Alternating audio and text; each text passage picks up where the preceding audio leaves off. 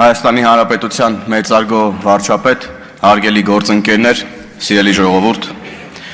1999 թվականի հոկտեմբերի 27-ին թիրախավորվեցին և խոցվեցին հայ ժողովրդի ազգային արժեքները, սրբությունները, պետականությունը և եկեղեցին։ Ղարաբաղյան կլանը զավթեց Հայաստանում ժողովրդի իշխանությունը, ձևավորեց օլիգարխիայից, բանդիտներից, ջեբկիրներից կազմված իշխանություն։ Նրանց փաստորեն կոլեգա Կտրիչ Ներսիսյանն էլ խախտած լինելով կուսակրոնության ուխտը իր նման մի քանիսի հետ նույն օրը, նույն պահին, երբ ազգային ժողովում գնդակահարվում էին պետական գործիչները, զավթեց հոգևոր իշխանությունը։ Ավելի մեծ և թիրախային հարված հնարավոր չէր հասցնել հայ ժողովրդին։ Եվ այս կետից սկսվեց տասնամյակների աղետը, որպես գույք պարտքի դիմաց տրվեցին Հայաստանի տնտեսական, էներգետիկ կարևորագույն նշանակության օբյեկտներ, փաստացի հայ ժողովրդին զրկելով սեփական երկրում հարստանալու և իր երկիրը հարստացնելու, հզորացնելու հնարավորությունից։ Ժողովրդական լեզվով ասած, հարգելի գործընկերներ, սիրելի ժողովուրդ, մեզ առաջին փուլով կտրեցին փողից, որ այլոց հովանավորչության, բարեգործության, պաշտպանության հույսով ապրենք։ Հետո վերջնականապես զրկեցին ժողովրդին սեփական երկրում ընտրելու, որոշում կայացնելու իրավունքից։ Ասել է, թե մեզ ուղիղ ասեցին, որ մենք չենք մեր երկրում տերը չենք, մենք մեր տանը։ Ռոբասերժականները ուղիղ մեզ հետ էին ասում տասնամյակներ շարունակ։ Բայց այս ամենը առավել սահուն իրականացնելու համար պետք էր ժողովրդին էլ ավելի ճնշել, էլ ավելի ստորացնել ու զրկեցին նաև մեզ կրթության, ճշմարտությունն իմանալու հնարավորությունից։ Եվ այս գործը ստանձնեցին դաշնակները, ինչպես մի շարք այլ կեղտոտ ու արյունոտ գործեր։ Դպրոցական դասագրքերից մինչև գիտական հոդվածներ լցվեցին կեղծիքով, ամեն բան արվում էր, որ թաքցնեն պատմական փաստերով հիմնավորվող իրենց դավաճան ու ստահակ դեմքը։ Ու այսօր էլ եկել են,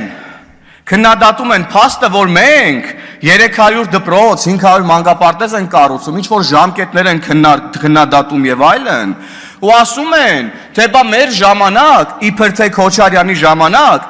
ինչ-որ 200 դպրոց է կառուցվել, բա ես էլ ընկած մանեմ գալի ով էր այդ դպրոցները կառուցել, ոչ սեյսմիկ, ոչ զուգարան կար նորմալ, ոչ ջեռուցում կար նորմալ, ոչ ապաստարաններ կար նորմալ, դուք եք այդ դպրոցները դուք եք կառուցել, որ մենք հիմա ստիպված 0-ից վերակառուցում ենք ձեր այդ իբր թե սարքած դպրոցները, որը կեսը մեջ էիք արել, կեսը գոմ էիք սարքել, կեսն էլ ձեր տունն էիք սարքել։ Հազարավոր երեխեք էլ զրկելով կրթության իրավունքով, որ մեծանան մի միջավայրում, որտեղ դուք իրանց հետ ինչ ուզենաք կարանաք անեք, այ դուք, պարոն Խաչատրյան, լավ եկաք, ուր են ձեր դաշնակ գործընկերները։ Ու հետո էլ մյուս դաշնակն էլ Գեղամը, Մանուկյան, գալիս է այստեղ ասում է, ես խոսում եմ հազարավոր զինվորականների անունից ու բանակից է խոսում, որ էլի պղծել են։ Տոտոսկի քո անունից չես կարում նորմալ խոսած, դու ո՞ս կարաս հազարավոր մարդկանց անունից առասարակ խոսաս։ Ու բանակից հեռու մնացեք առասարակ, դուք չեք զանգում հրամանատարներին պատերազմի օրերին աղաչում, չգիտեմ ինչ էր խոստանում, որ տանկերը պտտեն դեպի Երևան։ Այ դավաճաններ, այ հողատուններ։ Եվ ահա այս միջավայրում, սիրելի գործընկերներ, սիրելի ժողովուրդ, որտեղ չկան իրավունքներ, հարստանալու միջոց, լավ կրթություն ստանալու եղանակ, ծնվում են բարեգործները, որոնք այդ նույն մարդկանց հաշվին հարստանալով գրոշներ են շպրտում ժողովրդին, թե բա մենք բարեգործ ենք, թե բա մենք լավություն ենք անում, որ վերջնականապես ստորացնեն մարդկանց, մուրացկանի հոգեբանություն ներարկեն, թալանեն ու կառավարեն ոնց ուզում են։ Սրանց մոտ հակառակն է եղել, աղքատներից գողացել են, բաժանել են հարուստներին, Ռոբին Հուդը սխալ են հասկացել սրանք երևի երեխա ժամանակ։ Սխալ հեքիաթներ են պատմել սրանց երեխա ժամանակ։ Օրինակ այս փոքրիկին սխալ հեքիաթներ են պատմել երեխա ժամանակ, որ գալիս տեղ ինչ-որ ճորո բաներ է։ Դու սուս մնայիմ ելույթի ժամանակ ընդհանրապես ձայնդ կտրիր, սսկվիր տեղդ Գեղամ Մանուկյան, սսկվի ձայնդ չլսեմ իմ ելույթի։ Ձայնդ չլսեմ, սսկվի ստահ։ Դուք են Սսկվի ստահ։ Պարոն Հովհաննիսյան, դուք էլ հարգալից գտնվեք խնդրում։ Ու շարունակեմ ներողություն։ Ու մի հատ էլ այդ բարեգործները գալիս են մունատ են գալիս, մատ են թափ տալիս հայկական պետականության ու հայ ժողովրդի վրա։ Թե բա փող ենք տվել, ինչ կուզենք կանենք։ Կարողա գիտեք, այս ձեր օբյեկտն է։ Փող ենք տվել, օբյեկտ եք սարքել այս պետությունն ընդհանրապես։ Կառավարական առանձնատունը մենք ենք սարքել, թքած ունենք հեցի վրա։ Այդ տաշիր պիցաների վրա էլ ոնց որ թքած ունեք, ժողովրդին հաց եք տալիս, որտեղ մտան պարզվեց հակասանիտարական վիճակը։ Տենց եք դուք այս ժողովրդին սիրում, հա? Հայ ժողովուրդը հաց ուտող ժողովուրդ է, դուք այս ժողովրդին ոնց որ ընդհանրապես չեք ճանաչում, դուք լավ չեք ճանաչում։ Այլ ճարճուն են դեսանտ են իջացրել, հեսա պարաշուտները կհավաքենք ձեր դեսանտների, տենանք ինչ եք անելու։ Ու դերս ընդդիմությունն էլ հեցի ազգայնացման թեման վերցրել է, գալիս ասում է, հենց ազգայնացնում են, որ տան բանին, թուրքերին։ Ու դա ասում է Արագավազ դաշնակ իշխանը, ավելի մեծ տխմարություն, ներողություն հնարավոր չի։ Ձայնդ կտրիր Գեգամ Մանուկյանի ելույթի ժամանակ քանի անգամ քեզ ասեմ։ Քանի անգամ քեզ չափերդ կգծեմ, հանգստացիր։ Պարոն Մանուկյան, լրեք։ Հանգստացիր Գեգամ Մանուկյան, սուս մնա։ Պարոն Հովհաննիսյան, այո, խնդրում եմ հարգալից։ Իհարկե հարգալ, ես անհարգալից բառ չեմ օգտագործում, կարծում եմ արձանագրում եմ ճշմարտությունները, պարոն Հովհաննիսյան, որը ցավոք սրտի շատ դաժան է։ Ու վախերի մասին եք խոսում, թե բա մենք ինչ-որ մարդկանց ենք ուզում վախեցնենք, հա։ Մենք ժողովրդի անունից ձեզ ենք վախացնում, ձեր վախը նենց ենք բռնելու, դուք էլ չեք էլ պատկերացնում։ Մենակ դուք եք մեր թիրախը, ով պետքա վախենա մեզանից, որպես ժողովրդի ներկայացուցիչներ այս ազգային ժողովում։ Հակաշների տողար եք։ Հակաշների տողար եք ասեցի, իսկ ինչ էր անում, իսկ ինչ էր անում, իսկ ինչ էր անում, իսկ ինչ էր անում, իսկ ինչ էր անում հոգևոր իշխանությունը։ Պարոն Հովհաննիսյան, խնդրում եմ, նախ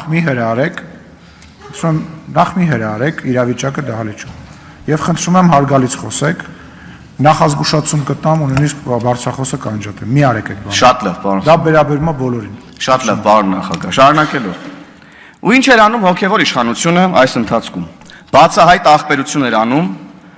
օլիգարխիայի քրեական ենթամշակույթի ներկայացուցիչների, թալանչիների, բարձվում է նաև անառակների հետ, չնայած այս դեպքում ախպերություն բառը այդքան էլ չի նկարագրում իրավիճակը։ Եվ այսօր էլ փորձում են կոծկել իրենց սրբապղծությունները, ասում են դուք եկեղեցու դեմ եք պայքարում։ Մենք եկեղեցու դեմ չենք պայքարում։ Մենք պայքարում ենք, որ հոգևոր իշխանությունը զավթացների ձեռքից եկեղեցին վերադարձնենք ժողովրդին, ինչպես որ իշխանությունն ենք վերադարձրել ժողովրդին։